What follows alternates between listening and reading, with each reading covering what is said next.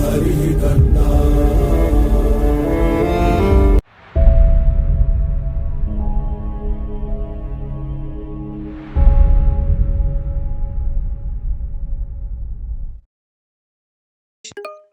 So with this, with measures of variability, now let's get into the navigational map of summarizing data. So far we have seen measures of central tendency such as mean, median, mode. Then we moved on to measures of dispersion. In measures of dispersion or variability or measures of spread, we have seen a range, variance, standard deviation, interquartile range, and mean absolute deviation. It's called MAD.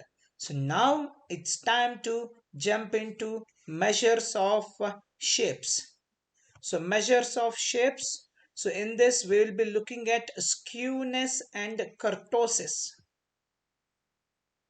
So measures of shape, also known as the measures of distribution, provide information about the shape, symmetry, and peakedness of the data distribution.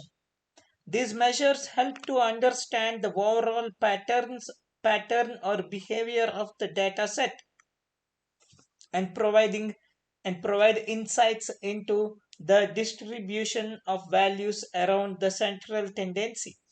So again, I'm repeating, measures of shape or measures of distribution provide information about the shape, what shape it is it bell curved, is it skewed, distorted bell curve, distorted right side, distorted left side, or you know it also looks into the peakness, whether it has a high peak or low peak.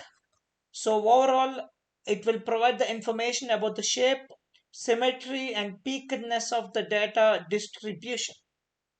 So that's why we call it as measures of shape. So here two important tools that we use are skewness and kurtosis.